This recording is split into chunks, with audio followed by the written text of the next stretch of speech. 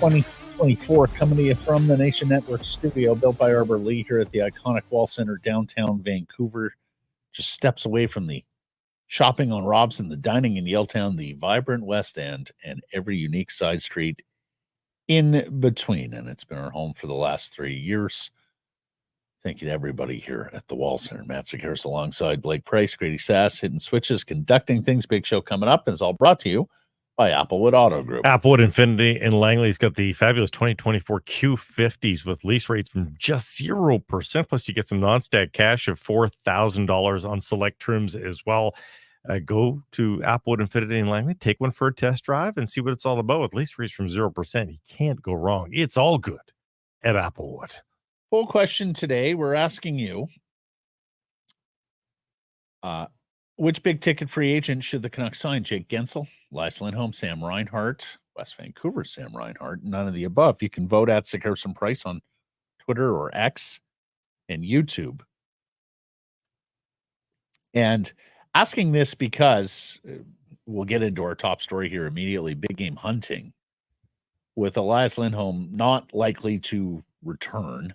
And we've chronicled this, that even if the Vancouver Canucks can meet his numbers, both in term and in money, is he going to re-sign here to play third-line center? And all the reporting seems to be that the Canucks have given up hope on Lindholm, that Lindholm is going to hit free agency and go find himself a spot where he can be a top two center. So, as Elliot Friedman has been saying on his podcast and with Jeff Merrick, the Canucks looking to rekindle that interest they had in Jake Guentzel at the trade deadline, that they're looking into it after missing out and seeing Guentzel dealt to the Carolina Hurricanes at the deadline. He's a free agent as well. He may well be the best free agent available. Certainly him and Reinhart are right there at the top of the class. AFP Analytics suggesting it might be 7 years at $9.25 million to get Jake Guentzel signed. And it's our top story, brought to you by Douglas, Big Game Hunting. What do you think? Well, I think that, you know, while the Canucks would love to add a third line center, I think you can do so a lot more economically than creating sort of this logjam of higher end centers. And ultimately, I think Elias Lindholm is overestimating, and I'm not begrudging him. It's what you do. But he's not a second line center that I would want on my team signing at that age for the amount of years that he wants. To me, like you don't think he'll be a second line center by the end of the contract? Even by the third year, like his production is dipping off a cliff here. Well, I mean, his best production came with Tkachuk and Gaudreau, right? Like pretty high end talent, really high end. So, like, was he the catalyst there? Was he riding shotgun? No, I think he was the beneficiary, but I also think he's a heck of he's a very nice player. And this is not to denigrate him. He was great in the past. Love him. But again, salary cap makes you make tough decisions on players. And I'm not assigning the contract to him as a Canuck general manager that he wants for himself. I'd be tempted to go cheaper at third line center and chase a bigger, higher end winger to actually get the most out of your $11 million man in Elias Pettersson. That to me is a higher priority than a third line center that can be maybe within, probably ideally, but maybe to start from within, and maybe you entertain the third line center role down the line. But I think most fans would like to see Elias Pettersson with a certified running mate rather than have the third line center role locked up in a weird way. I think with Elias Lindholm, somebody's out of position there. Mm-hmm. With those three centers. And in terms of, somebody's not a true third line center to start. Yeah. So, I mean, in a different world where Lindholm could play wing and talk it, just didn't want to do a very quick conclusion. Yeah. This guy's the center. I got to play him at center. In a different world where Elias Pettersson himself wasn't a terrific two-way centerman. Like if you had an iffy centerman, mm-hmm. I'd be all for it. Like if Miller or Pettersson were iffy centermen, like they weren't responsible defensively, or they were getting dominated, on faceoffs and couldn't match up against the bigger, heavier center iceman, then I'd be all for it. But it's a hell of a lot of money to pay your third line center. And as much as I love having the 3 deep at center, and I do think your third center is probably more valuable than all but a couple of your wingers, because you do need a scoring winger, and you do like the either the utility winger or the power forward winger. But no, just for this team and its cap dollars available and the needs they have to fill, I just don't see a perfect fit there either. Yeah. How about our friends at Douglas? It's always a perfect fit when you're on a Douglas mattress, because, hey, go read up on the science. A good night's sleep is critical to your actual health. Never mind your mental health. You just feel better, obviously, but your physical health as well. So go find out why it's been named Canada's mattress on Canadian Living. If you head to douglas.ca/Canucks Army right now, you get a hell of a deal too, because you get a comfort sleep bundle. It's 2 memory foam pillows with pillow protectors, a cotton sheet set, and a mattress protector, all free with any order. So douglas.ca/Canucks Army, get your best deal today. And don't forget that 365-night risk-free trial. If you don't like it, you get a full refund. Mm-hmm. As for the poll, I voted Sam Reinhart. And here's why. Elite two-way winger, has been really healthy over his career. West Vancouver kid. I mean, we're just spitballing here anyways.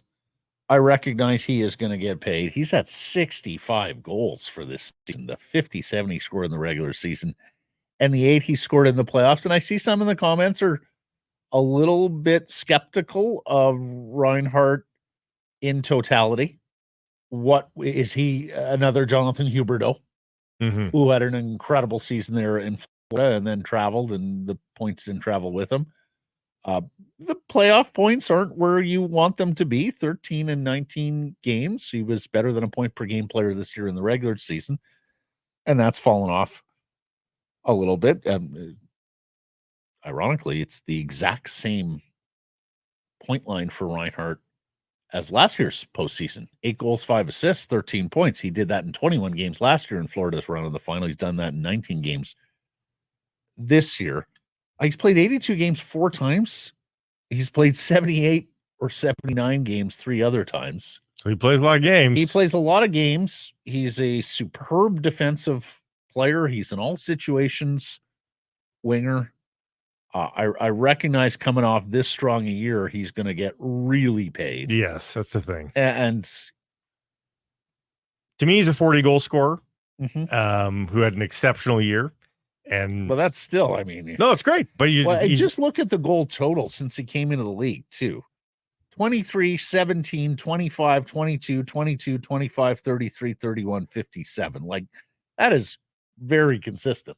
Yeah, consistently 30. So I might have even overstepped to say he's a 40 goal scorer. He might be a 35 goal scorer in truth. And you can't pay that guy $12 million. So somebody's going to pay him $12 million. I think you say, by all means, off you go. He'll be 29 in November. And he's a right shot.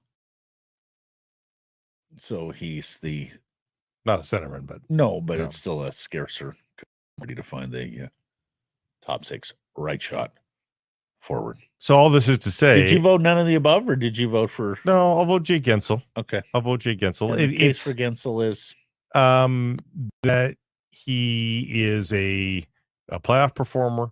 He's a gritty player for his body type. He doesn't scream like physically imposing player, but he's an unafraid player. And I think he has potential to, and not that you need to make a $11 million player better in Elias Pettersson, but I think he's a good insurance policy for Elias Pettersson that maybe smooths out some of the dips that we've seen in Pettersson's game over the last 4 years. I think the consistency of Guentzel and the work ethic of Guentzel smooths out some of the valleys a little bit and raises the floor of Elias Pettersson. Grady, did you vote here? Yeah, I'm going to go none of the above. I would sprinkle the money out a little more evenly, because if you're signing Guentzel, then what are you doing with Hronek? Are you paying that $7.5 million, or are you going to trade him for another winger and sign somebody cheaper? So if you are signing Guentzel, and let's say you sign Hronek, well, all of a sudden that cap space that you had, what is it, 5th most this offseason, give or take, you all of a sudden have way less to work with, and you still have to add, a significant amount of pieces up front. Yeah. But I'm a big fan of Guentzel. I think he fills a lot of holes. And bumper spot, left shot, power play, like park him right in front. We all have talked about nonstop that Pettersson needs a winger to play with. Heck, he would look great even with Brock Besser and JT Miller on a line if they look elsewhere to try to fill in the holes. But I would lean Guentzel, but I'm just going to go none of the. Yep. And again, it's all spitballing. It's all fun here now. Yeah, we're in the off season, hot stove, silly season. But I am of the mind that do not overpay, and I mean don't even. Well, no, just hear me out. Don't overpay on the fringe players. Like I want to see a bunch of $1 million contracts on this team next year so that you can elevate the quality in other spots. I'd be willing to make that sacrifice where you pencil in the Carlsons and Podkolzins into your lineup, and spend rather than spend $2 million on Bluger. No, $1 million player there. Save that $1 million, give that to somebody else. But give it to a big ticket guy? Bigger ticket for sure. Yeah. Not Dakota Joshua. No. Because honestly, and we talked about these guys yesterday. I really find myself looking at the AFP analytics predictions for contract value and length. I really find myself leaning towards guys like Teravainen and DeBrusk. Yeah. Over the Guentzels and Reinhardts because of the cost. Like, I don't doubt that Reinhardt and Guentzel are better players than Teravainen and Jake DeBrusk, but are they $5 million per year better? Like, that's another pretty significant player in and of itself in the savings. Well, right? I'm not paying Guentzel double digits, so it's not good. What are you playing him? 9? Yeah, tops. Well, 7 times 9.3 is his projection. Okay, so then let's call it 9 just to make it easy, and let's call DeBrusk and Teravainen in the 5.5 range. Sure. Yeah. It's a calculus. 3.5, $4 million per year savings. That's what I'm having trouble getting my head wrapped around. But Teravainen and DeBrusk are guys that have dry periods that are not consistent. And again, you put yourself in a position where you're like, really, you got to sign a guy to prop up the $11 million player. Consider it insurance. I just think you've got some guardrails there with Guentzel that you're not going to get by assigning Teuvo Teravainen to Elias Pettersson. But you're also giving Pettersson far superior talent to work with than what he was anchored with for this year. For sure. It's better. So, you could look at it a little bit like a stepping stone. Like, let's get him good, solid, quality, top 6 wingers. Mm-hmm. That works. Then you don't have to go out and pay the $9 million or the $10 million for the elite winger. Yeah. And you can redeploy that money elsewhere. Speaking of Hronek, Satyar Shah saying Hronek gone if he isn't signed by the draft. Which, again, Rutherford is a ruthless guy. They put the screws to Pettersson. How much legitimacy there was to that Carolina offer on Pettersson, we don't necessarily know. But it worked in terms of a fear factor in getting Pettersson to the table and getting him signed. I just get the sense that Philip Hronek is wired a little differently. I'm not sure the scare tactics and we're going to trade you. I just don't get a sense that is going to sway Philip Hronek and his representative, Alan Walsh, like it might have with Elias Pettersson and his representatives. I don't think he's as touchy-feely, certainly, with his search situations. He's also not as invested here in Vancouver. That's what I'm saying. He's not. I'm sure he likes the city, but I don't think he's so in love with it that he's not willing to make a strong business decision for himself. Right. The deadline of the draft is aggressive. Like I don't know that you need to make it that aggressive. Except Hronek unlocks everything else you want to do. Yeah. And the things you want to do, if Hronek's not a part of your operation going forward, are the draft is 27, 28. Is that right? 28, 29. 28, 29. I think. I mean, there's not a lot of difference, I guess, between the draft and July 1st, ultimately.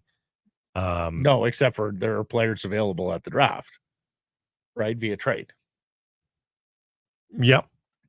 So if you want to be in on the players available via trade, then you need to know what you're doing with Philip Hronek, or at least it's helpful to know what you're doing with Philip Hronek. Should also keep in mind July 5th is the day where arbitration has to be decided. What players are going to go to arbitration? Mm-hmm. I think there was a report from Dollyball that he mentioned he thought that this might be heading there. Yeah. So if that's the case, then I view that as Rutherford kind of pushing back because they don't want to walk him to UFA. No. It's the last thing they want to do. No, but still, the July 5th is not a deadline in any way, shape, or form, because the player is going to elect that. And of course, we know that the majority, over half of the arbitration cases that are announced, the majority get settled before they actually walk into that room and arbitrate. So, but if all the hardball chatter we've heard up until this point, I could see Walsh not backing down and just saying, hey, look, my players deserve this. He's going to go to ARB. We can't figure this out. So then at that point, then they're not backing down. Yeah. They're not backing down. This guy was what? A murder trial lawyer at one point? I think Was he really? I believe so. I didn't know that. Yeah.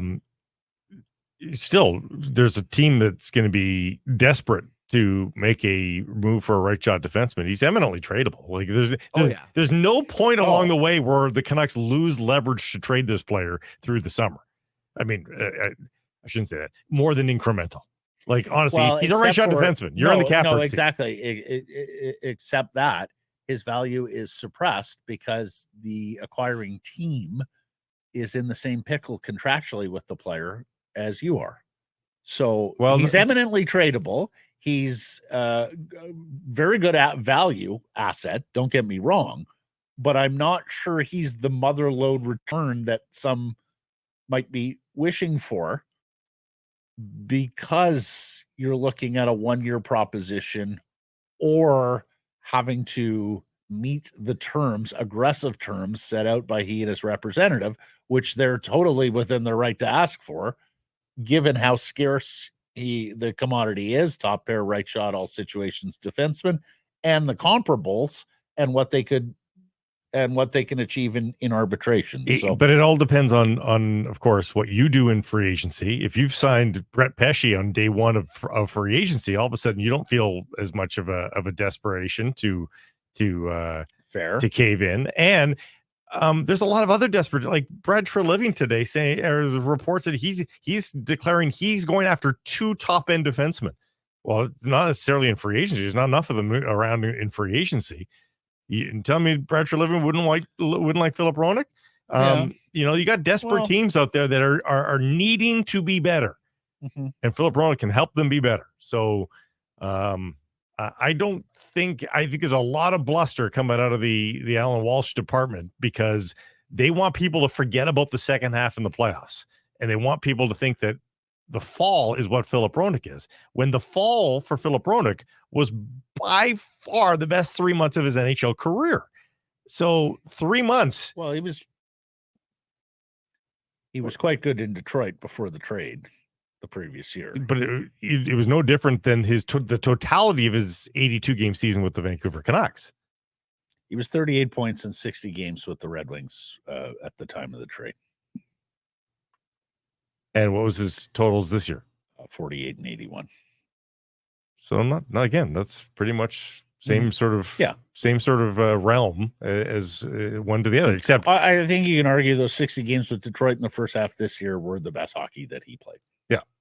And it's a pretty small sample size when you look at the totality of his NHL games. So about 100 of the 400 games he's played at that level. Yeah. But you also have to, you don't drop a young defenseman in and think they're going to be that level. So you got to give him some grace there as well. Mm-hmm. But the most recent 55, 60 games, not very good. And you know what? Before an arbitrator doesn't care if you were injured, because that's not on his ledger. That's not written down anywhere where the arbitrator can see. Arbitrator's just going to look at 60 games and go, where were you there? I mean, player were to miss games, that Right, would different. affect the data. But He's that's not a game played then. But no, but they don't see that. I understand that. Outside of the arbitration process, I think Alan Walsh will make that case, and I think Jim Rutherford and everyone, and Patrick Alvin and everyone with the Vancouver Canucks will know exactly the extent of the injury and how much it limited him. Well, yes and no. We just saw what happened with Elias Pettersson. There's not a lot of sympathy for some injuries. If you're good enough to go, you're good enough to go. No, but I'm not necessarily sure they're drawing a line in the sand with regard. They might know in their heart of hearts, man. I think, but in negotiations, they're saying no. He's playing. He's good to go. That's what they're saying to Alan Walsh. Sure. But also, they're not going to lie to themselves. They're going to know, well, part of the reason this guy fell off was an injury. But they'll use the games played, of course, to their own benefit. Of course they will. So, but don't think that it isn't going to affect their internal evaluation, where they knew the guy was playing through something. They know he's a better player. But what I'm doing is comparing the hard ball that Alan Walsh is going to play with the hard ball that the Canucks are going to play. And for sure. And they've both got more cases. Power to them. Yep, they sure do. But in their heart of hearts, again, I think the Canucks brass knows this is a better player than what he showed over the last 40-plus games, and it's because he was playing through an injury. My greater point is if the Canucks don't have a great trade, if they have a great trade in, the jumps into their lap by draft day, great, by all means. If you think you're no worse for wear, sure. But if they don't love what they see, go out and sign Brett Pesce, and then look Alan Walsh in the eye and say, "Your move, we're okay. We can trade you." Yeah, or we'll just accept what the arbitrator assigns, and we know the clock is ticking, and we can make a trade by Christmas. Kick the can down the road and make a trade by the deadline, or hang on to him for your playoff run and see if you can get business done next offseason before he becomes UFA. Yeah, which is a dangerous game. Well, I say yes and no. I think you know what the top end is. Like, he's not going for 82 points next year. Does he get to 58 points? Yeah, that's sort of the high end. I don't know that he's not, it can only get so bad for them. He's not going to be challenging for a Norris Trophy next year. Or ever. Right. So it can only get so expensive. Can he improve from where he is? Yeah, but I think only by a little bit. Jonathan Lekramaki wins the European-wide Best U22 player. Elias Pettersson has won this award in the past. Why 22? Strange. It's a very strange place to draw the line. Yeah. We're going to have to ask Sanier about that, Mike Sanier. You generally, it's a U21 or U23 delineation in sports? I was going to say, U21 I get. 21 is age of majority, and a lot of... Yeah. U20 I get. 20 is the cutoff for the World Juniors, right? Like even U23, a lot of Olympic, Olympic soccer, all that sort of stuff. Yeah. Like U23 is a used U22. Yeah. Okay, European hockey works. Not a lot of people use U22. You do you. Yeah. Maybe they like the symmetry. Anyways, so a terrific accolade there for the Vancouver Canucks top prospect. I saw our friends at Rinkwide Vancouver, Jeff Patterson and Irf Gaffar, were musing about Jordan Martinook of the Carolina Hurricanes. And again, this is not big game hunting. This is how do we go about rounding out our roster, potential Dakota Joshua replacement here. 14 goals, 32 points, 82 games last year, playing 14 and a half minutes. He is a penalty killer. He's got some stiffness to him. I could see him being a talking player at 6 foot and 200 pounds. 31. So he's not no spring chicken. No project. Good here. Player though. Like I still can't believe Arizona let him get away because they had almost nothing. Big wall guy back in the day. Well, that's it. That style of hockey that Tocchet professes. You can see Martinook being that type of player. Did you see what he did in the playoffs last playoff year? No, I did not. Yeah. 12 points in 15 games. Was he that good? Yeah. I'm sure they like that. Former Vancouver Giant. Yeah. Oh, that's right. I think he's been tied to the Canucks, if only in the rumor mill, maybe. But it's not the first time I've heard Martinook and the Canucks is tied. AFP has him at 3 years, 2.76. Yeah, and see, to me, those are that's a contract that gets him out before age 35. At less than $3 million, that is not onerous in the least. There is a pretty good chance you're going to get full value on that contract. And even if you don't, you're probably going to get 2 darn good years out of it. Those are the sorts of contracts that I think they should be looking at signing. If you want to take a huge swing at one of these free agents at the top of the list, fair enough. More power to you. We'll cover the story and it'll be exciting. But like you keep talking about, Pesce. That's a no offense, pure defender. And the projection's at about $6.25 million on him. Like if his game, that's a guy who's played hard minutes too. Like if that's a guy who falls off a cliff in 2 years and you're holding a $6.25 million contract for 2+ years, oof. Those are the sorts of contracts that kill you. He had a bad offensive year this year, but he's the 30-point defenseman. He's been there for the last 3 years. Okay. So. Like Marchessault is a very intriguing player, a cup winner, a goal scorer. 34. Father time undefeated. If you got a year, 2 great years out of Marchessault, great. But if it's on a 4-year deal and you're holding that back for 2 years, or worse yet, if you go, high up the list on a Montour or a Guentzel and a Reinhart, and for whatever reason it doesn't work, and you're holding, 3, 4, 5+ years of a contract that isn't working out. Those are the killer mistakes. Well, I think Martin NHL risks it a little bit though too. I mean, signing 31-year-old free agents is not my favorite method of attack. But Blake, to be unrestricted, they're all 28 anyways. That's the. I'd rather sign a 28-year-old than a 30. No, and pardon me, so would I. But he's 32 in training camp. Yeah, okay, and so 32, and so would I. But what I'm saying is, there are very few of the 28-year-old free agents that are out there. Like I'm looking at the list now: DeBrusk, Chatfield, Dakota Joshua, Yakov Trenin, but in Warren Fogle. There are very few. Most of the free agents out there are 29 or in their 30s. So you've got to make your peace with that. And we both agreed that the get out point is age 35, right? Don't want any contracts beyond a guy's 35th year. Well, right. But so the one you're talking about, he's playing as a 35-year-old for you.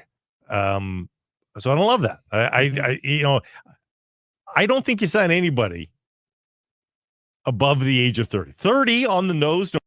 But your pool is pretty big. If you're signing UFAs 28, 29, 30 years of age, that's a pretty big pool. All right. I think I draw the line at 31, 32. Well, so you mean philosophically or just this specific summer for the Canucks? Generally philosophically, but specifically for a guy that wants a 3 or 4 year deal. Like if there's a player that's 33 that wants to sign a 1 year deal with you, by all means, sure. Yeah, I mean, very few are signing. Good point by our old pal Corey Hergott on YouTube here. Jordan Martin, who played for Talkit in Arizona. Yeah. Mm-hmm. If you're telling me 2 year deal for Martin, I'm in. So, okay. So Toffoli, 32. You're just fully out on him. 2 year deal, sure. Come on, no. Not signing. Well, then you got to draw lines here. Yeah, no, I understand. But what I'm saying is, if you're in and around a top 20 free agent available in the class, unless you're really old, everything is going to be 3+ years. Like Patrick Kane may sign a 2 year deal, but at 36. But outside of that, Steven Stamkos in Tampa may re-sign on a shorter term deal, but everybody else out there in the crop is going to be a 3 year left holding the bag proposition. You just can't be left holding the bag, and you're already going to be pretty old on D. And I hear what you're saying, but what I'm saying is, if you get 2 good years of Martinook and the third year when he's 35, not so great, it's $2.75 million. You can handle that. You manage that. You make a mistake on a guy at $8 million or $7 million. That's the unforgivable sin. That's the no exit Rams contract where you just sit there and you watch the clock and the calendar and you hope for it to speed up, because that's the only way out. We saw that with Louis Eriksson, right? I just wonder how much better, considering you can spend the $1.7 million elsewhere, how much better is Jordan Martinook over Vasily Podkolzin? Well, significantly. You think so? Oh, yes. Well, first of all, it's an established NHL player. The guy you keep talking about, and God bless you, find somebody who loves you like Blake likes Vasily Podkolzin, is not an NHL player. Well, Martinook's played 641 NHL games. Yeah. 14 goals this year, 13 the year before, career high of 15. You're comparing him to a 22-year-old. So, yeah, the game's play column's going to be a little different. No. But what I'm saying is that's established as an NHL. Vasily's not established as an NHLer. You're hopeful that Vasily has a great summer, comes in and can climb as high as your third line. Martinook, you just slot him into your third line.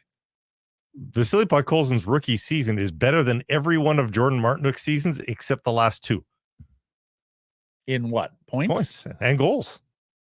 Well, Martinook had a 15-goal year in 2018, 2019. So better than by one, but the points were he had more. 2 25-point seasons early in his career, and he's crested. And Vasily's better than both of those. So, well, okay. So, like, he can do it. Does he need to find the consistency? Find it, yeah. But he has done it already. And he's going to come in at a third of the price. That was under Boudreau, right? His rookie year? Or was that under Travis? That's Travis. Okay. Here's a name. Tyler Bertuzzi, 4 years, 5.2. Would you? I'm scrappy player. Yeah, he is. Seems like a guy Tocchet would like. Yeah. I believe he scored 30 goals one year with Detroit. Certainly mid-20s. Yeah. Yep. Yeah, I think I would I think I would prefer a Teravainen or DeBrusk there, but I'm willing to listen on that. Yep. I'm just trying to think from Tocchet's perspective. Right. Like, if he has the option between a Bertuzzi or Teravainen, I think he's going Bertuzzi. Plus, you get to see Bertuzzi on the back of the Canucks jersey. Yeah, right. That's fun. Like, Blake, I think there's a halfway chance that Vasily Podkolzin doesn't see the NHL again. Oh, I don't think that. Or has one more opportunity and they say, okay, that's it. This guy just isn't a player. Well, this is the year to make or break. Well, that's it. Without a doubt. If you can't stick I think he's got one NHL call up left to show what he can do. There will probably be another NHL team that takes a second crack at him because he's the top 10 pick. And, one-time first rounders have to prove again and again that they can't play. But he's not demotable. He's on the team to start the year. I mean, unless he is dog shit in the preseason. Right. So he's on the team to start the year, which means you've really got to perform here or you're no longer a Vancouver Canuck. Like, they're going to probably ship you out for somebody else's problem. A reclamation project. But I think he knows that. So, he had 1 point. Was it 1 point in 19 games this year? 2? 2, yeah. 2 points in 19 games. So you keep asking me to go back to his rookie season. What the hell has happened to him in the last few years? Like, how has he gotten worse? It's a great question. But I just, if you're thinking we're a playoff team and we need to get through the Edmonton Oilers, who at worst are going to be the Western Conference champions, and if things break their way here, could still be cup champions, you're not getting through them with guys like Vasily Podkolzin. Okay, but unless Vasily Podkolzin takes like massive leaps forward this year. Okay, but Jordan Martinook through them with Jordan NHL veteran players who know how to play, who can chip in offensively, who are good on the walls, who have special teams utility. I'm just okay, but Matt, I would you're love talking to about see Jordan Martinook here. Turn out, but okay, so we're talking about a player. We're talking about a like, player that is a third of the price. Let me speak, please. We're talking about a third of the way in salary. Mm-hmm. 1 versus $3 million. And that $2 million can be pretty darn useful in sweetening the pot somewhere else on the roster. And you're talking about a guy that is at best going to get you 30 points next year in Jordan Martin. Well, at best 35. So that is Pius Suter, who was signed middle of August last year. It's a bit of a different style of game, but yes. But in terms of production, it's Teddy Blueger.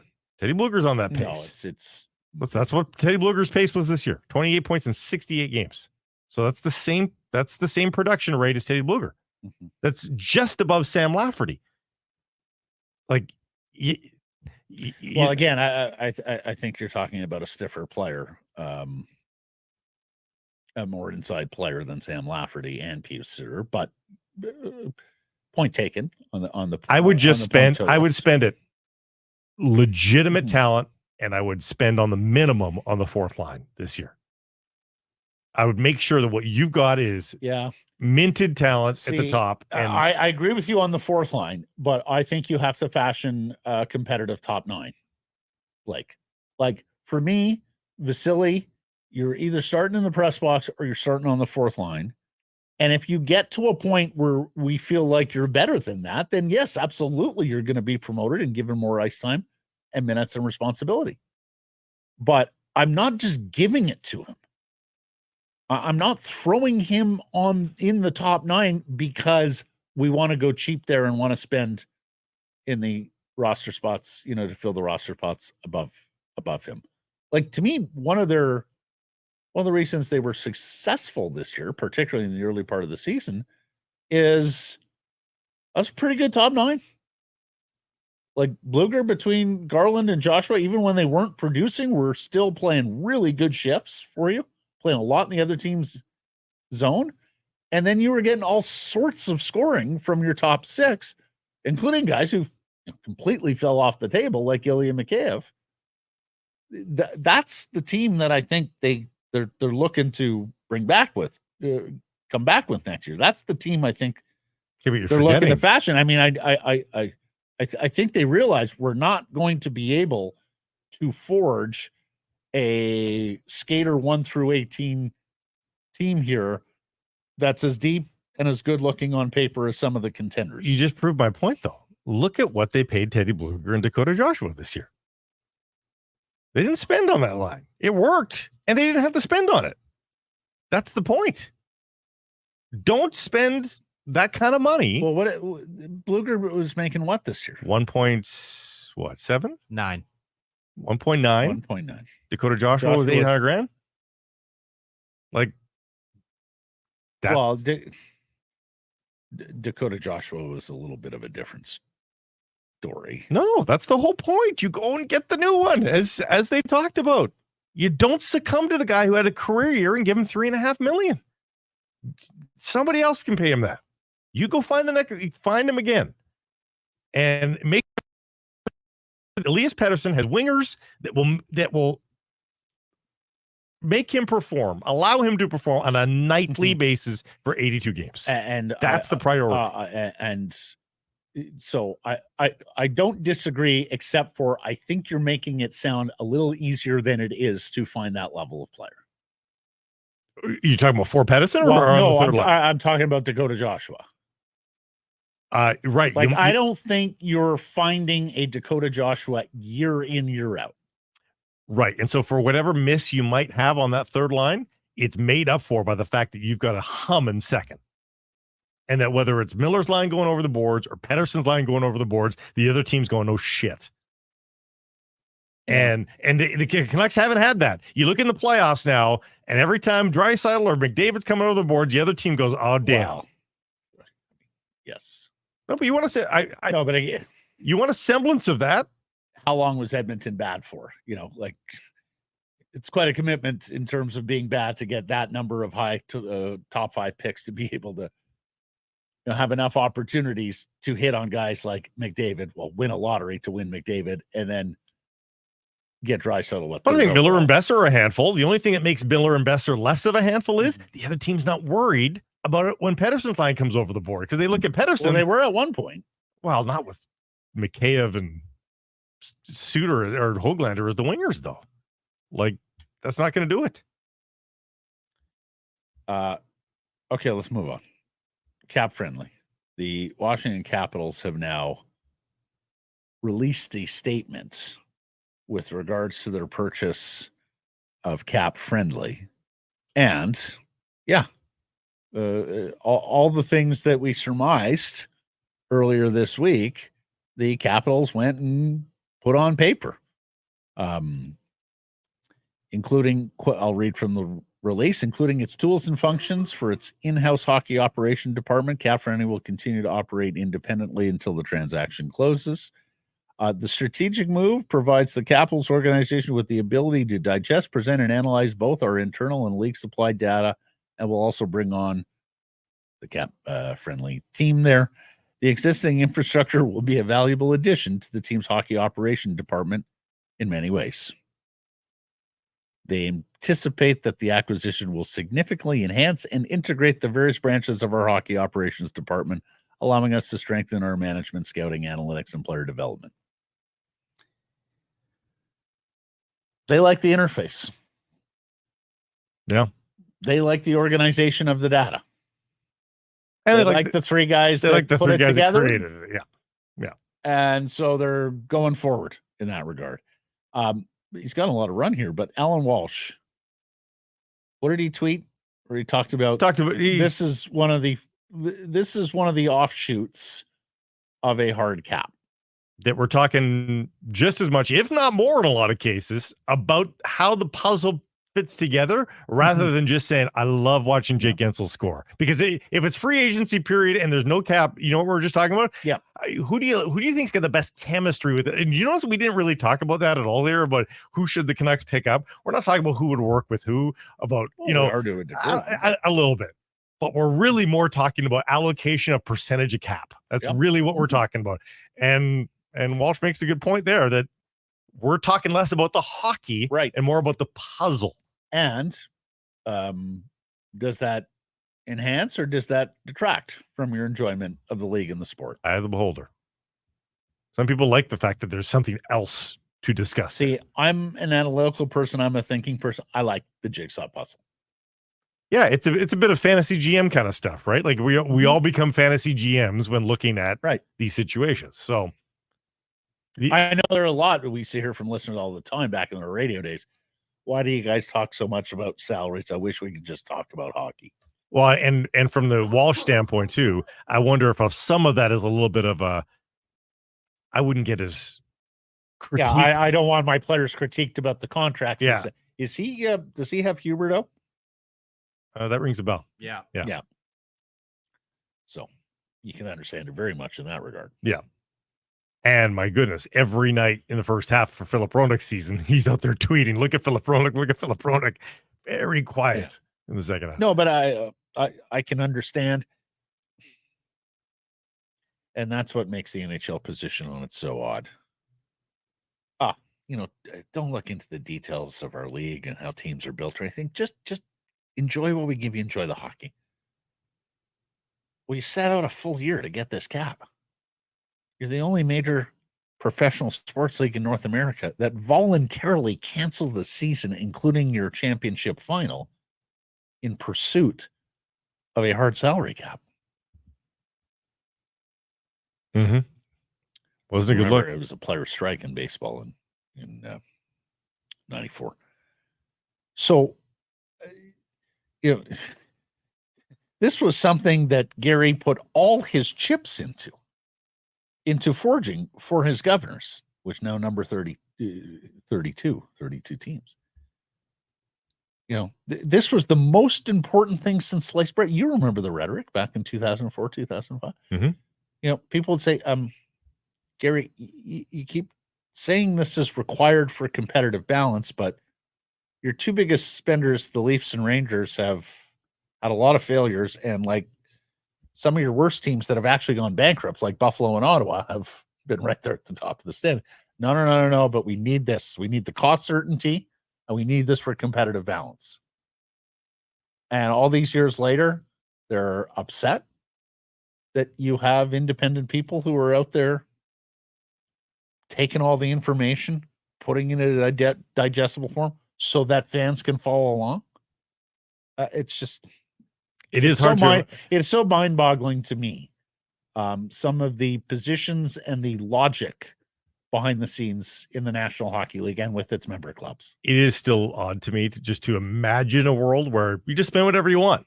So, like, what does Sam Reinhart get when you can just spend whatever you want? Right. Like, what is somebody like? What? Put it this way: if you can spend whatever you want, Connor McDavid is a $20 million player right now, easily. Yeah, for sure. Like, there's a school of thought that with that level of player, a McDavid, a LeBron, a Patrick Mahomes, you can't even begin to pay them what they're worth because of the value they bring to your franchise and your brand. Right. On top of all the successes that you have, night in, night out, game in, game out. But the leverage is too, people forget, when you know that the other teams in the league can pay also that player whatever they want, the pressure on you to re-sign the player is even greater, and in a lot of cases cause a lot of teams to just throw up their hands and go, we can't pay what that person's going to pay or what they're willing to pay. So the Oakland A's, Moneyball, right? Yeah. There wasn't a world where they were paying Giambi or Tejada. And that wasn't fair either to the fans. I mean, you can't just blink your eyes and make the Oakland A's make more money than the Yankees. And baseball, which went all those years without a cap, very strong union. Players were willing to strike. Baseball went all those years without a cap and then realized we basically have English tiered soccer here within one league. Yeah. We've got Pittsburgh, Kansas City, Oakland, and some others that in their best years are a couple of pitchers on another team. Right. Versus the Yankees, Dodgers. So who's got it right the most? But now baseball has at least tweaked its system with luxury taxes, with the way they're working the draft, and that's even changed for this year, with the way that they've worked the draft, with the way they've worked arbitration, to try and bring things a little bit more into line and get to more competitive balance. And you take a look at the standings, and Kansas City, which has won a World Series, right, since some of these changes, and there they are once again. Still, if you're a left-handed pitcher that can hit the strike zone, you're making $30 million a year. So it still seems really. I don't know. The NHL is not too far off in terms of being amongst the best versions of these leagues in terms of how they do it, because it's got the fewest exceptions, which might frustrate some people, but it certainly makes it easier to follow. Mm-hmm. You just know the parameters. And in a lot of these leagues, you don't know the parameters. So we're back to salary cap. Take me through the mid-level exception in the NBA. I'm always surprised by how many there are. Take me through the 35 overs exceptions. Take me through the dead money in the NFL. How it's calculated. Franchise tagging still don't really have a great grasp on it. Yeah. Let's get to today's menu. It's brought to you by Greta 50 West Cordova, a fantastic spot to go pregame, after the game, to watch the game, and of course, one of the great arcades in Vancouver. Fantastic games. Rim the interior, and at halftime, at intermission, know which way you're going, because that's when they get very, very popular. 50 West Cordova, GretaBar.com. Hart Levine is going to join us here. He's the publisher, founder of Puckpedia. And if you're not familiar with Puckpedia, it is very similar to CapFriendly. For whatever reason, didn't have the traction of CapFriendly, but is very similar to CapFriendly, which of course will be going away in July. It's a very similar interface. Just made some improvements teams too. And players, and in fact, we've known Hart for years, and he's forever tweaking and perfecting the product. There are some differences with this site and CapFriendly, some enhancements, some would argue. So he's going to join us, as well as Frank Corrado on the Vancouver Canucks, on the free agent class. We go through some of these free agent wingers with Frank as well. Time for Bet365 Bet of the Day. This segment brought to you by Bet365, proud partner of Sekeres Price. I am forever looking at U.S. Open candidates here. Okay. Especially We'll get into this later in the golf report, brought to you by the Whistler Golf Club. This venue has had 3 kind of out of the blue winners. So unlike the Masters this year, unlike the PGA, where I had a pretty narrow field of guys that I was looking at to win, I'm a lot more open to out of the blue wildcard candidates here. Hideki Matsuyama, he leads the tour and around the green stats. He's 6th in scrambling, 7th in scrambling from the rough. That's going to be important at this course. He's 40-1. Keegan Bradley, tied for 4th at this venue 10 years ago when the Open was last held there. Flights the ball high, big advantage, because you need to land softly on these greens, as Jordan Spieth would say. Lots of runoff. He's 70-1. And then Sweden's Alex Noren. He leads the tour in scrambling. He's 3rd in par 4 scoring. There's only 2 par 5s at this Pinehurst number 2. And he's 4th in strokes gained. He's actually, by the stats, a really good-looking player. He's 100-1. So I'm looking at all 3 of those guys, as well as the guys that I mentioned yesterday, Bryson DeChambeau and Colin Morikawa. Okay. All right. Sounds good. I'm looking at the NBA Finals tonight, and Luka Doncic is on, one vertebrae, I think, at this point, if that's a saying. He just looks like he's an absolute pile of bones. Well, and a little bit of extra weight, to be honest. The over-under for Doncic tonight is 32.5. And I don't think there's a hope in hell that he can get to that in his current state of affairs. So taking Luka on the under at -115. Join Bet for 365 today. Open an account and bet on a huge range of markets. So whatever the sport, whatever the moment, it's never ordinary at Bet 365. Use code VANBONUS, VAN bonus altogether, all one word, when opening that account. Grady, is Frank or Hart next? Frankie. Frank Corrado is coming up next. The Vancouver Canadians are back at the net. Catch fireworks, giveaways, and Friday nooners all spring and summer long. Get your tickets at CanadiansBaseball.com. In a season like this, you never want to miss a single second of what's happening on the ice, and you want to be around your fellow fans, right? Well, Greta Bar YVR at 50 West Cordova, the perfect spot to do so. Hey, if you've got tickets, a great place to pre and post. They've got drink specials every single day. And if you don't have tickets, well, stick around and soak up the atmosphere with all your fellow fans, play all the great video games and air hockey, great air hockey setup as well at Greta Bar YVR. We'll see you there, 50 West Cordova.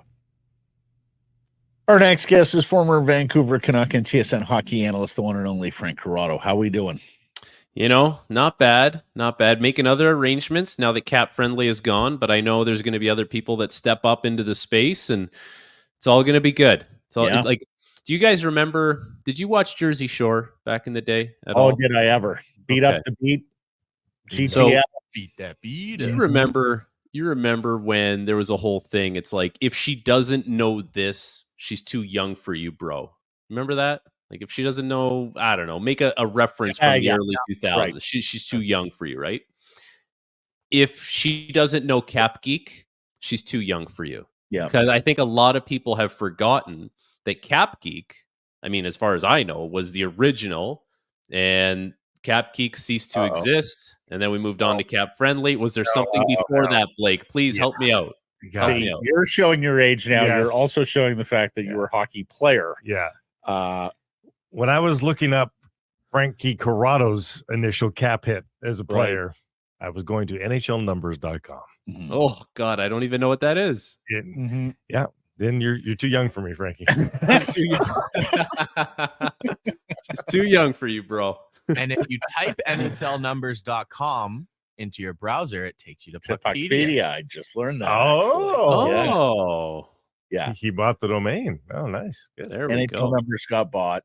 Cap Geek, sadly, the publisher passed away at a very young age from cancer. Puckpedia started about 6 years ago. I'm not sure when CapFriendly started, but how about the league having an icy relationship with CapFriendly, Frank? Like they don't want that information out there. They don't want people talking about salaries and looking at buyouts and things of that. It's I don't know. Blake and I are trying to make sense of that from a marketing standpoint, because like your hardest core fans are on this site, and they're on that site a lot. Yeah. When looking at clubs. How often would you be on that site in a week? Like, I'm probably on that site a dozen times a week, maybe. Just got to look this up. I don't know, curiosity at times. It was such a great resource.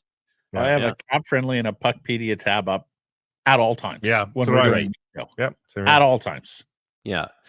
Because like years and years ago, it became clear to me that I needed a quick view reference of that pretty much every show.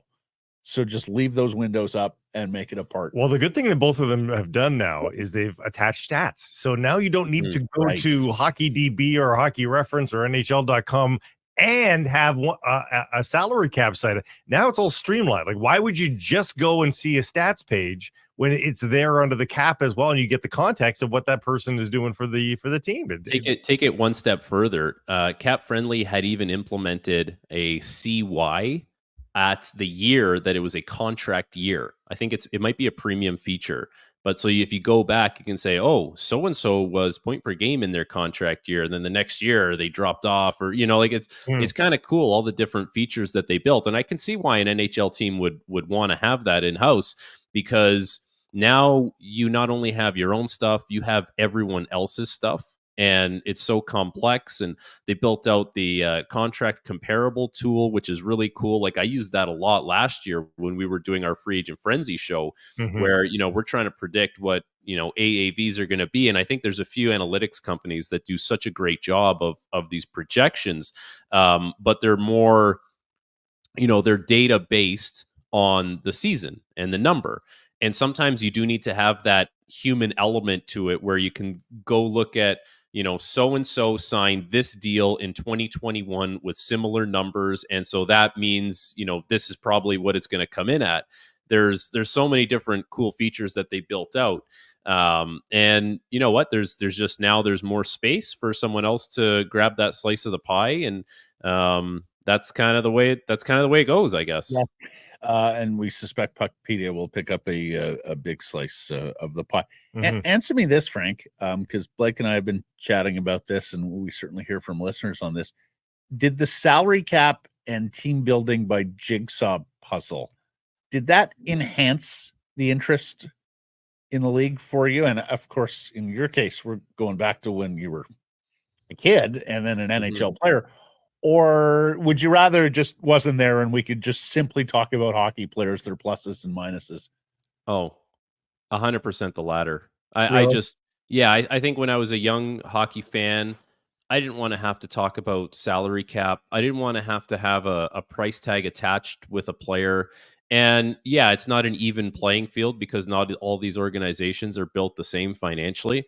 But from a fan's point of view, it's like, I hated that we had to spoil having a certain player because they made too much money. It was, I don't know. And you know what? I guess it maybe has forced general managers to be sharper, although there's still a lot of GMs that make a lot of elementary mistakes, it seems like. But for me, I was always of the mindset, like, if we didn't have this, we wouldn't have to be critical about player X because he makes $1 million too much. Like, sometimes that's literally what it came down to. And it felt so silly that we were having those conversations. The only thing I will defend this, and someone out in Pittsburgh, a writer out in Pittsburgh, he tweeted out a full newspaper page with some, I think you guys may have seen this. It's like all the salaries, it would have been sometime in the 90s, and all the salaries of all these players, and it was front page stuff. And I thought to myself, okay, if you were drafted by a team that doesn't have any money, that's a small market team, and they can only pay you so much, but you're as good as the player that got drafted to the team that has a lot of money, like, that sucks. Like, you deserve more of your slice of the pie because you're that team's equivalent. So I will say, like, having this hard cap, if I were to ever defend it in any way, this is probably the only way I would, is so that your team equivalent can give you more of your dollar value, what you should get, compared to the guy who got drafted to the big market team who has a lot of money. So you're not a victim of getting drafted by a small market team as a player. So that's the, I guess, my defense, but I think that might be all I have. Imagine, okay, as we pivot a little bit here, imagine you're JT Miller, you're signed, sealed, delivered. You don't have to worry about, a contract negotiation for any time, maybe ever again. Do you think JT Miller's going on to Puckpedia now and going, okay, how much money does our GM have to deal with? Like, as you monitor, everyone's doing that. Sure. Yeah. Do you think players are intimate with the salary cap of their team and how much room and what are they going to do in free agency? How much, like, because they want the team to be better, but they also know I would show the curiosity if I'm a player of saying, okay, but is it even possible for us to get better? What are the parameters that I'm dealing with here that they're dealing? I've seen guys like, we're sitting on the bus or we're sitting at dinner and you're having conversations about players and someone goes on CapFriendly and the first thing out of their mouth would be like, holy crap, this guy makes that much money. And it's not someone on your team, it's someone on another team, but you're saying like, holy, this guy stinks.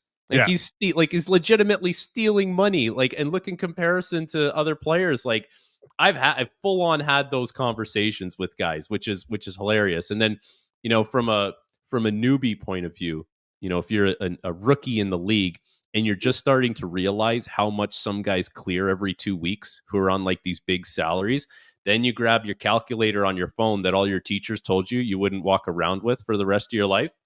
And then you do the prorated how much they make per day, how much they make every 2 weeks. And you go, I can't fathom that this person's paycheck every 2 weeks looks like that. Like I've had those conversations too, which is they're both outrageous.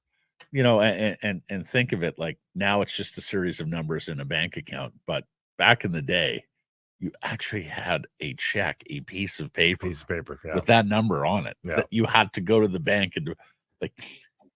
You want to hear something? My first year in Utica, my first year in Utica, they gave us the option: do you want direct deposit or do you want check? And there was a guy on the team that was like, "No, I want the check. I want the physical check." Or like, why? Like, I don't know, just personal preference. I want to see that thing. I want to go cash it. Like, it could just go. You could skip. He likes the activity of getting the. I want you to add an errand to my day. Like what? Yeah. Like, what if these things pile up and you forget or you're busy? I guess you wouldn't forget, but I don't know. Just No, but hey, Happy Gilmore with the big checks. As guys way back in the day in the CFL would tell you, sometimes it's a race to the bank to get that thing cleared when there's kind of dodgy ownership. So the guy with the check, he's getting paid first, Frankie, before all that direct deposit information. That's a KHL thing. That's a KHL. Right. Exactly. You make sure on the Coyotes. You run that thing to whatever bank you got. Exactly. You do not walk, you run to the nearest financial institution and get that thing deposited. Every once in a while, like when you'd get called up or you'd get sent down or whatever, like there's just certain things where you get like reimbursement checks for. And dude, I'm telling you, you know how quickly I would go deposit those things? It's nothing to do with the organization. It's just like, I'll forget about this. And there's a couple $100 there. Like I just have to do it right away. Always. Let me ask you our poll question. Should the Canucks take a big swing at one of the bigger ticket free agents here? Guentzel, Reinhart. What would you think of something like that? Well, Jake Guentzel would make a lot of sense just because of the familiarity with all the staff involved and the fact that you probably would like to have an elite winger playing with your elite centerman in EP40. So that makes a lot of sense for me. And the thing is, the Canucks have cap space. Like if they want to prioritize that, they can. It's going to be interesting to see what they weigh more as far as how they want to allocate this money. But they do have money to work with. Of course, they're going to have to be cognizant of the Ekman-Larsson money, and there's a few other moving parts, I guess. But yeah, like why wouldn't you try and add, if you can, if you're in the market for that, someone you're familiar with that you think might be a good fit with your top line centerman? They've got a lot of holes, as we saw. Anything but a perfect performance over the two playoff rounds. So it kind of shows you exactly what you need going forward. Is there logic, though, to say rather than try to fit the perfect size puzzle piece into that puzzle, why not get a player that just way over achieves what you need, and then try to fill the other pieces either during the year or next summer, and just aim for a Stanley Cup in a couple of years' time.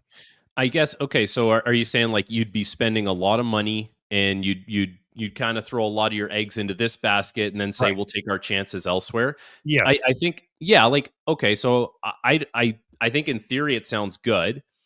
And now you take a look at teams that have done that. Like Toronto's allocated tons of money in 4 or 5 guys, never works. And they were the victims of a flat cap. It's not going to be that anymore. It's 88 next year. It's probably going to be 92 the year after. Hopefully nothing derails that. So, you will have a little more wiggle room. It's just the balanced team seems to do really well right now. Like Florida's a very balanced team. And the thing about Florida, anyone could have had any of those players. It wasn't, these weren't big secrets that were out there with all these guys. So I guess maybe to your point, it's like, yes, you can spend a lot of money on that one guy, and then you can take your chances. Just make sure the guy that you spend the money on actually works out for you in bigger moments in the playoffs, which Jake Guentzel has been a very, very strong playoff performer his entire career. And the ones that you're going to take your chances on lower in the lineup, like, do your due diligence and make sure they actually work, because there's a lot of teams, and it's not just Toronto, that have allocated a lot of money, front-loaded kind of rosters, and then the ones lower in the lineup, when really push comes to shove, they don't get a lot from that. And Edmonton's kind of going through that right now, I think, if you've watched the finals, where there's some of those guys that you're like, okay, they need a little more from you. And it's not even just the scoring. It's like they need you to not cough up a puck at the blue line. Right. They need you to not take a bad penalty. And some of those guys are struggling with that. Right. So if we take a step back from the big ticket guys and we look at this free agent winger class, Frankie, I want to ask you about 3 names. Talk to me about Teravainen in Carolina and whether what kind of fit you think he would be with the Canucks' existing centerman in top 6. Okay, so Teravainen, if I'm looking at what his percentage of the cap is going to be and like what a projected AAV might be, like I'm thinking he's a $5 to $5.5 million player. He's going to take, roughly 6% of your cap. I think he's a very versatile player. He adds an element of skill. He adds an element of trust, where he can play on the penalty kill. He can play on the power play, and he can play kind of higher and lower in your lineup. I like him as a player, but I kind of see that's where he's going to fall in. I think he's a $5 million player. And then, as far as his age, I'd have to take a look at he's 29. He is. He's 29. So then you gotta, is it a 4-year deal like that? I would be comfortable with that. I don't think I don't know who's lining up to give him 7. AFP has got him at a 4-year deal at $5.2 million. So right where Frank is. Yeah, exactly. Same question, Jake DeBrusk. DeBrusk is an interesting one because when he really is on, he scores a lot. There's an edge to his game. Mm-hmm. And I think Boston has really wanted that edge to be more present in his game. But there's no doubt, like with the way he's built, the way he can move, like he can add something to your lineup. And he's been like, I don't know why I just have visions of Jake DeBrusk burying the Leafs in the playoffs. Maybe he has scored a lot on them at times in the playoffs, but there's another guy who probably falls into that same kind of price range. Like he's probably a 4.75 to 5.3 type player, and like a little younger, but I would still probably not want to, like I wouldn't want to give him too much on term. Like it's probably still into that 3 to 5 year range. AFP is 5 at 5.8 for DeBrusk. So higher, wow. So a little higher. That is, you know what, that is high, because I'm kind of thinking with DeBrusk, like I think Bertuzzi's in that same category, right? Like he's, low 5s.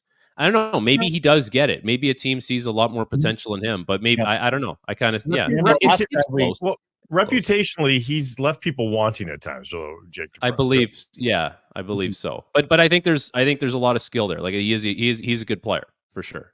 Same question on Victor Arvidsson. Victor Arvidsson, just more of like an energy kind of guy, right? Like, I mean, he didn't play much this year. I think he was hurt a lot. He's 31 years old. And he's, he was making $4.25 this year, I think.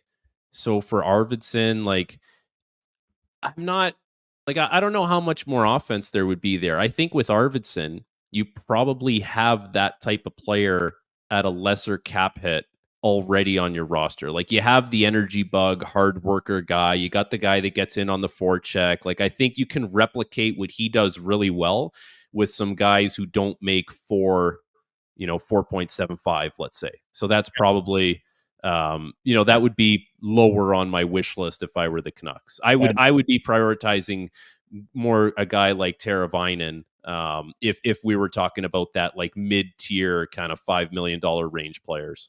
And you had Arvidsson read on the number there, 4.75 over 3 years, which is what you forget that he was a point getter earlier in his career. It's just been a little bit harder to come by later, and injuries, obviously. Okay, he's a pain though. He is a pain. Like when he plays his best, he's a pain in the ass to play against. But I just think you can be a pain in the ass at $1.5 million and not close to $5 million. Lastly, on the Cup final, do you think Draisaitl deserved a suspension for that hit? And do you see a route back into this for the Edmonton Oilers? So the thing is with that elbow, if that's a chicken wing elbow that gets up and off his body and hits Barkov in the head in the Stanley Cup final, I absolutely believe that's a suspension. That's right. Because Barkov keeps it into his body, if you really, really slow it down, you can see that he kind of does like get the elbow, but he doesn't leave it off his body. Like he doesn't extend it. Given the magnitude of where we're at in the Stanley Cup final, I think I'm okay with it not being a suspension. Like would a $5,000 fine make everyone happier? I don't know. Like he got penalized. His team lost the game because, they paid the price on that afterwards. So I think the punishment is probably, given the circumstances, it's probably fine. As far as a way back in for the Oilers, I guess my answer to that would be like, they're so banged up and so hurt. I don't know how you can overcome the Panthers, who look good and could even probably play a little bit better.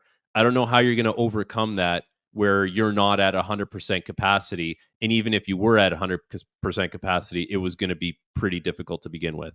I know they're not scoring goals, but I'm surprised by the quiet, at least I haven't seen it, criticism of Stuart Skinner, because he was great in the conference final, but he was not great versus the Vancouver Canucks, save for one game, big game in Game 6, where they kind of outscored the problem. Even if he wasn't good, they were going to outscore the problem. But his save percentage was dismal versus the Canucks, and has yet to get over whatever 880 in this series as well. I get they haven't scored, but when you know that your goalie's not going either, and he's letting in 3 goals every 18 shots, 19 shots, I mean, that's a tough way to live as a skater as well.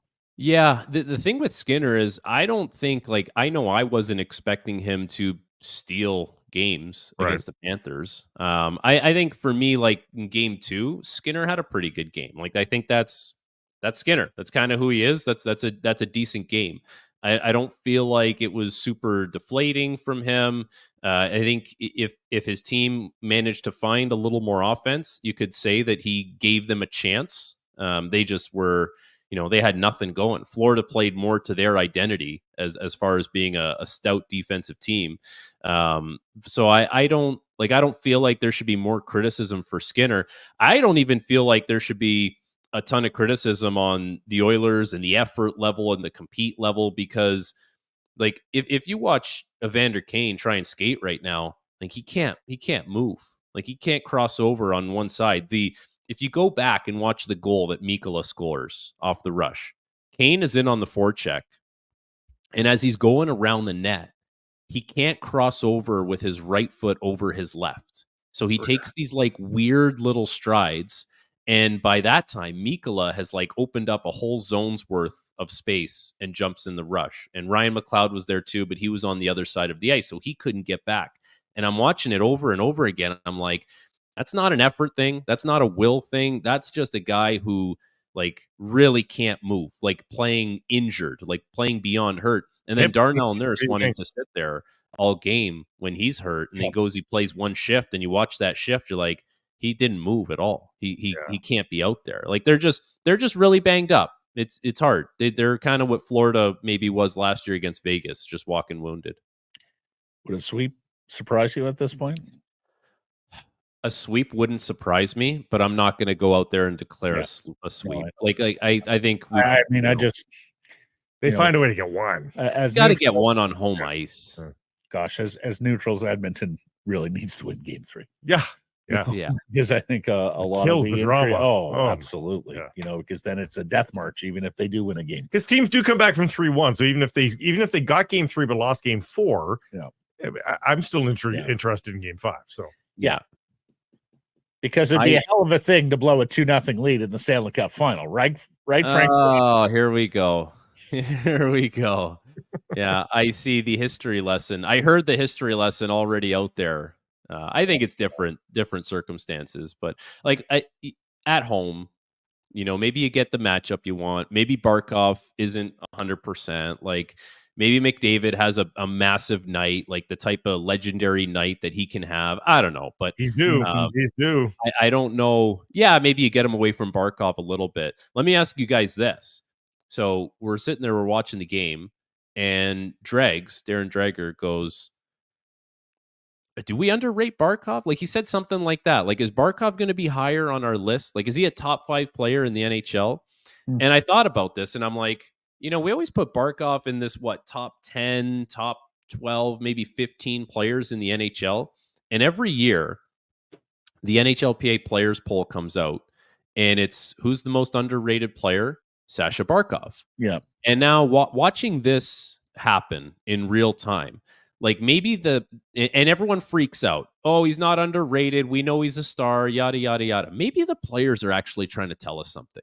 Maybe they're trying to tell us, no, you guys, you're still underrating him. Because unless you have him in the McDavid, McKinnon, Makar, Draisaitl category, then he is underrated. Maybe he's a top 5 player. I was just going to say, I sketch out 4 names just reflexively. McDavid, Draisaitl, McKinnon, and Makar. Mm-hmm. Could I have Sasha Barkov as the 5th best player?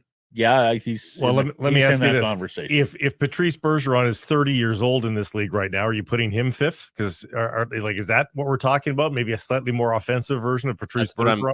I'm thinking like a more offensive, maybe I don't know, yeah. Because I don't know. Like maybe they're trying to tell us something. Every team fell over themselves, with Patrice Bergeron just because he was so complete. And are we seeing another version of that with Barkov? Maybe. Yeah, maybe. It's interesting though. Mm-hmm. Always interesting with you, Frank Corrado. Just got to tell you guys something before we leave. Sure. So I'm up in my this office up here, and I'm looking outside. Like this view is outside, and I see some people canvassing on the street right now. Oh boy. And I swear to God, if one of these people rings my doorbell, I'm gonna snap. What's it for? Do you think it's a gutter? I don't know. They're wearing the same color shirts. They have the name tags on. Yeah. Is there an election on in Ontario, or is this professional services? There's always an election, no? They're always campaigning for something.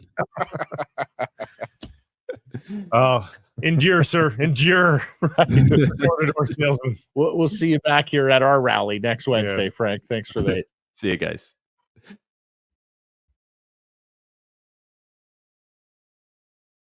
Northlands Golf Course. Download the free app and book tee times with a touch of your thumb. And while you're on course, open the app for hole-by-hole GPS and track your score. 6 to 90-day reservations. Jump the queue. Lock in your date for $10 per player booking fee. Limited daily availability. Check it all out. GolfNorthlands.com.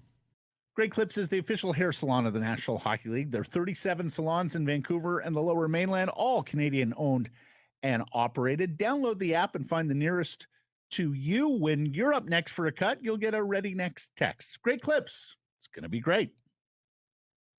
Our next guest has been a most helpful resource to Sekeres Price, our listeners, followers over the years, because anytime we had a question about the CBA or this, that, or the other thing, we would go to Hart Levine, the founder of Puckpedia, who joins us now from his home in Los Angeles. Hart, how are you?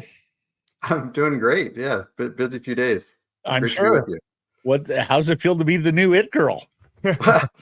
Yeah, just been grinding at it for 7 years, and and all of a sudden getting some attention. So yeah, it's great. It's been a long road to get to where we are today, and just excited for the opportunity, maybe for more people to see the site and learn about it and give it a shot. You get to monitor that on the daily, much like we do with our show. You get to do with your webpage visits and that sort of thing. I mean, has it been a pretty substantial spike here? For sure, yeah. It's been a big jump. I mean, it's amazing the timing. Just last week, we did some upgrades to, prepare for free agency, and we upgraded the capacity and the speed, and also made it more flexible to respond if there's traffic spikes. And I'm just like, thank goodness we did that last week. Yeah. That would have been not a great first impression for some people if we couldn't handle the initial surge. We're going to talk more about Puckpedia, its genesis, and where it's going here in a moment. But first, Hart, take me back a couple of days ago when you heard the news the Washington Capitals were purchasing CapFriendly. What did you make of it? And what do you think it means for your operation at Puckpedia? Yeah, I mean, it's an interesting decision. It's like, I always thought sites similar to mine or theirs, like maybe you would, a big media company might feel like it was a good fit. I just hadn't really thought of a team wanting to buy it completely. So yeah, it took me a bit by surprise. I think it certainly shows the value of a resource and a tool like this. Like, I mean, obviously, since they're taking it private, like they didn't value the audience or the traffic that it got or the ads. They valued the tool and the ability to manage and handle all the salary cap information and calculations and contracts and potentially now using it to model things out. So I mean, it's good validation that a product like this has a lot of value to people inside the game. And then seeing the public response, I think it's super validating and encouraging that there's a huge hunger for this type of information from fans. I mean, when I put the energy into building the site many years ago, I mean, part of the premise was it's hard to be a fan of a team and think you're smarter than your team's GM if you don't know the salary cap situation, right? And so we wanted to make a site where that information was available in an accessible way to both casual and hardcore fans, and engage in the information and try to put everything a hockey fan needs in one place. So when they are sitting at the bar arguing, they can just pull up one thing and get what they need. Did you have a barometer for how much the industry used your site and CapFriendly combined? Like, we've had a bit of astonishment here that, hey, are they maybe easier than some of the interfaces they have in-house? Potentially. But it just seems unfathomable that there wasn't more in-house versions of this. What was your understanding about how much the industry actually used you guys? No, that part wasn't surprising at all. Through my relationships, yeah, I mean, and I do some business with teams similar to CapFriendly was doing, so I got to understand what they have available. And I mean, there's been a lot of public reports like the NHL just doesn't seem to value providing this information in a very usable, digestible way that can be analyzed both either publicly or privately. Like, so obviously it's the teams have access to the data. They can look up whatever they need, and that's the NHL's response. They have access to it.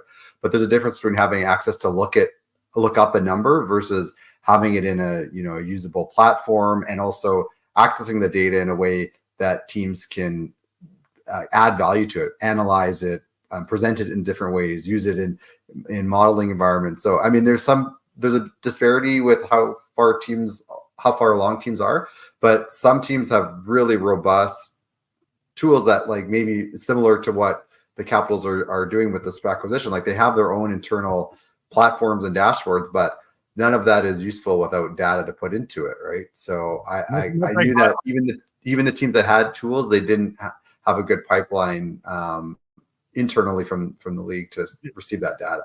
this sounds a lot like hockey analytics, right? That even to this point, but certainly a couple of years ago, how each team used it, it was very individual as to how robust the analytics departments were. For sure. And there's like to all that, it's not just as simple as like analytics. Like there's 3 components. There's finding something to feed into it so you can actually analyze and do it. And then like with analytics, that's where all the tracking technology and AI is coming to make some of that easier. There's people there's a system to be able to view it and look at it and analyze it and like crunch the numbers. And then there's smart people to be able to like gain some insights and turn into something that a management team can actually do something with. So you need to kind of have all those 3 elements to be successful. And I think, teams in the NHL some have all 3 and some have various, like, they're better at some of them than others, but you kind of need all 3 of those because you can have a really cool system of smart people. If you don't have useful data to feed into it, that doesn't really get you anywhere either. Hart, how old's Puckpedia now?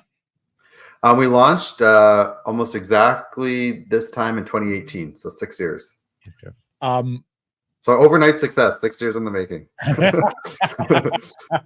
Hey, so tell us the story. Tell us your story. Like, tell us where you were 6 years ago that brought you to find this, establish this, and you said we a couple of times now. Tell us about the journey of Puckpedia here from its infancy.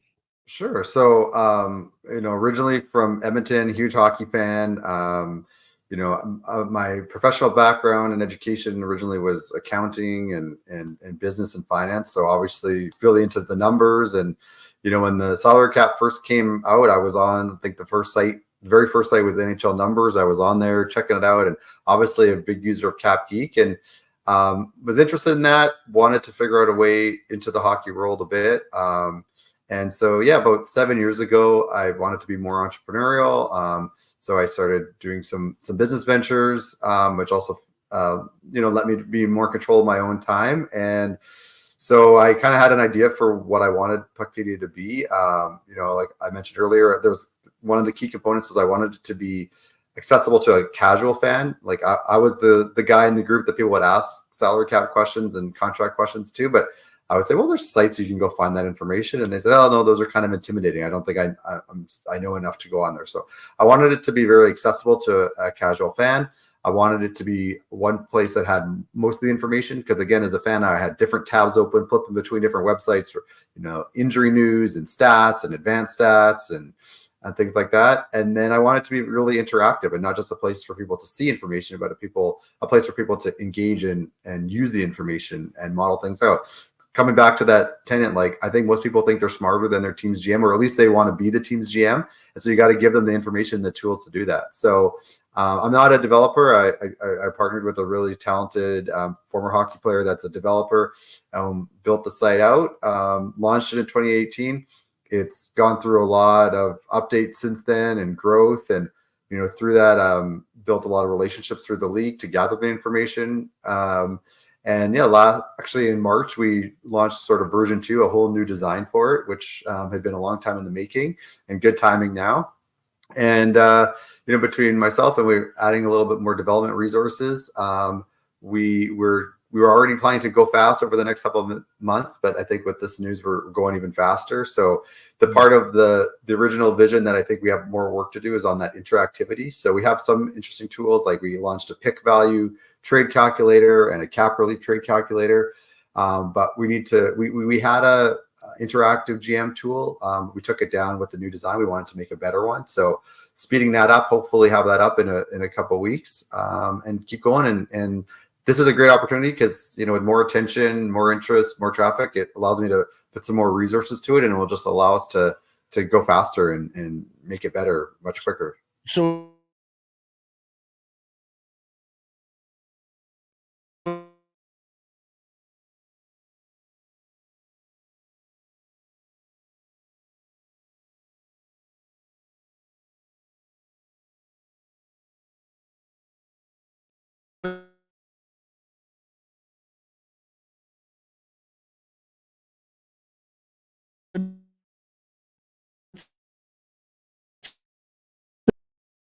a 2-person.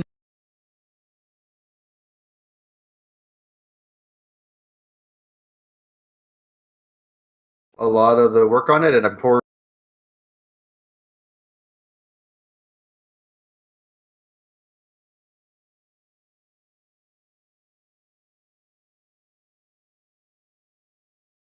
with some of the data entry parts, and hopefully trying to build some of that team up now to because Blake and I were wondering here yesterday, like how chained are these guys to every transaction that you see, not just across the NHL wire, but like the AHL wire and everything else.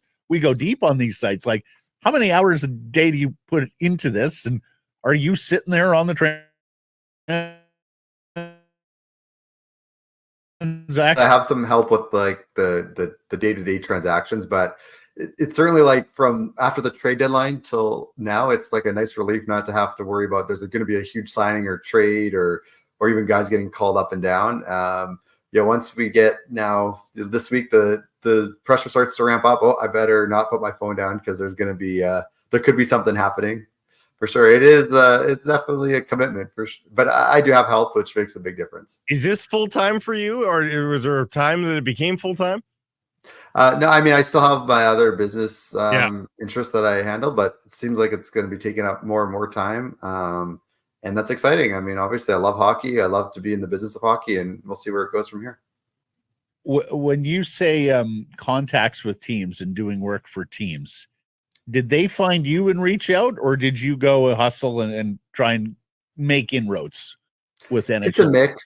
It's a mix. I mean, I'm not shy, so I cold call and reach out to agents and teams trying to track down information. And so through some of that and the persistence, you start to build up relationships. And then I've had some inbound people reaching out, appreciating the site, or like just you saying that, or hey, they appreciate the site, but there's something that needs to be updated and they want to help keep it accurate, which is super appreciated as well. So it's been a combination. And you know, when I started, I was thinking like, well, you know, I had some ideas and I did a bunch of knocking on doors to get some of the initial information. I didn't know exactly how I was going to stay up and on the information, but that part has really come along. And all these years later, I have a really good network from teams and agents and media and people in the league to help keep it all updated and accurate.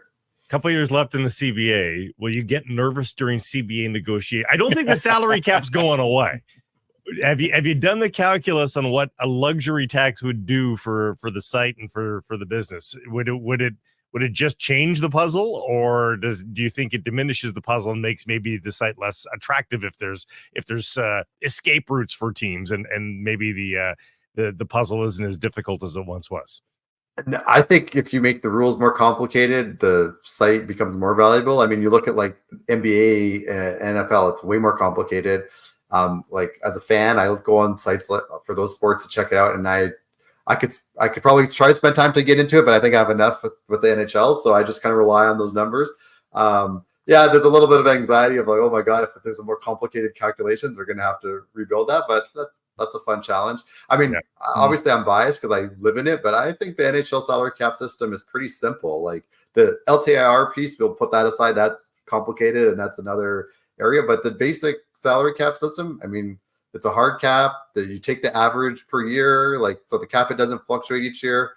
You can't renegotiate other than a buyout. Like, I don't know. It seems pretty straightforward to me. I mean, there's work to do the math and the daily, how it works, like cap space accrues takes a little bit of time to get used to, but it's way easier than in the NBA where you've got exceptions and bird rights and all kinds of crazy stuff, right? Different teams are under the cap, over the cap, aprons. That seems more complicated. No, we said the same thing. Don't get me started on the mid-level exception. And exactly. Dead money, like just forget about it. MLS TAM. Exactly. You can buy down cap oh my God. Exactly. So the cap and the jigsaw puzzle, because we hear from a lot of listeners, we've heard this for years now that, you know, man, I wish we didn't talk about their salaries so much. I just want to enjoy hockey. But it sounds to me like the jigsaw puzzle of the salary cap, that's enhanced your enjoyment of the league and the sport. Is that fair, Hart?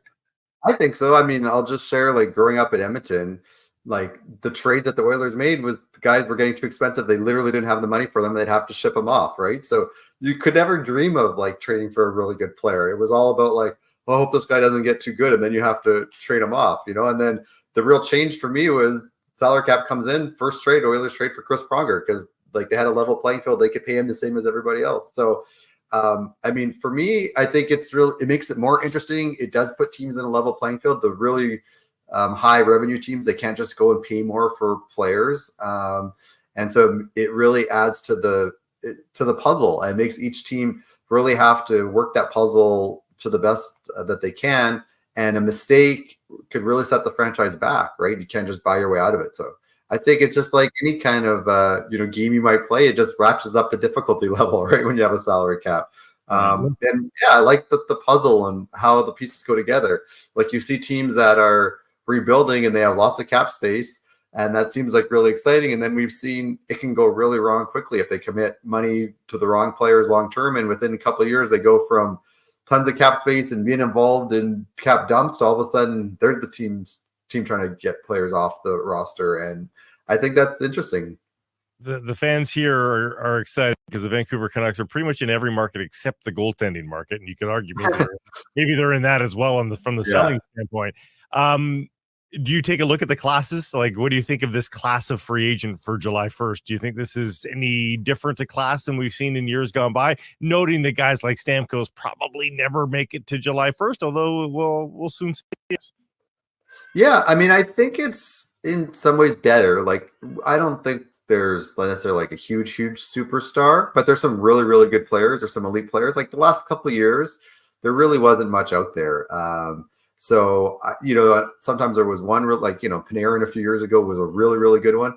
But I'd say we had a lot of like maybe C's and B's. Now I think we've got a lot of A-minuses, which I think is really interesting. So, and then you add in the fact that the cap's basically been flat for 5 years. So it's good to see that there's good players that are potentially going to get big contracts. I think back to the NBA a few years ago. They had a year where there was the new TV deal kicked in and the cap jumped like a massive amount. And you had players that most fans hadn't heard of getting like massive deals and getting paid more than the superstars on the team. It soaked up all the money that one summer. And then like 2 years later, superstars, there wasn't any money for them. And so I think this is good in the sense that the cap has gone up, but not by so much that teams are like have an unlimited amount to spend. And there's actually some players available that are somewhat deserving of decent money deals, like a Guentzel, Reinhart, even a Marshall, so an older player like that. So yeah, I think it's a good mix of some cap space, but not too much cap space available, and a decent crop. For those who aren't familiar with Puckpedia, Hart, and have been, had the CapFriendly window open for however long they've had it open, what are the similarities and what are some of the distinctions of your site? Yeah, well, I think the things that are unique to Puckpedia that I've always been really excited about. So we're the only place that has agent information. So we show an agent leaderboard ranking all the agents by either the number of contracts or the money under management. And then for each agent, we show their client list. I know Canucks fans get a lot of use out of that with looking at Milstein's clients and some of the agents that have sort of had a oversized influence on the Canucks roster just by how many players they had or like the big money players that they had. So I find that really interesting, and that gets a lot of interest because, again, it's the only place to find that. And I think we forget that these are human beings involved. It's not just like a video game. So your team wants to sign a player. Sometimes that relationship with the agent is very important. Like, have they done deals together? Have they had contention before? Like that? Yes, they have to do what's in the best interest of their client, of course, but they're human beings, and that human element comes into what's going to happen. So I find that part interesting.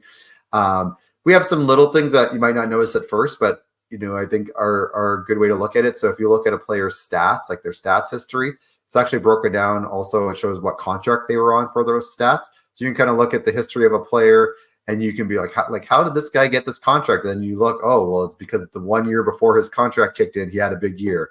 I like seeing that breakdown of the stats with the contract information layered in. Little things like if you look at the draft page of players that were drafted, the draft class, you can see all the entry level deals, and so you can kind of scroll and see how they change as the picks get later, and guys that maybe got a better deal than guys picked before them, and that's kind of interesting. And then the couple of things we recently launched, which I'm really excited about, we partnered with Matt Perry, who used to be the director of analytics for the Coyotes, and he built some really interesting models. So the one is the pick value calculator. We often see draft picks getting traded for each other. This is an interactive tool that you can use. You can see how the value of picks compare. You can even take a couple different picks, like the 10th versus the 15th, and click find fair trade, and it'll add picks until it gets to an equivalent value. So you can use that for modeling what trade you might like to see, or if there is a trade, you can use that to see how the value compares. Like we saw that Chicago Islanders trade not long ago. It's interesting to see like the value wasn't equal. So that means that either one team has just a different model than what Matt came up with. They value picks differently, or they have another use for the pick that they got, or they want to use that to move up and down even more. They have some other moves coming. So I think it's really interesting for that. And then as the offshoot of that is the cap relief model. So that's using historical trades where players were traded just for pure cap relief. So that's like a third party retaining team, or if a player has like 0 NHL value and it's just like a cap hit that is going to be buried in the minors or something. What is the expected return for trades like that?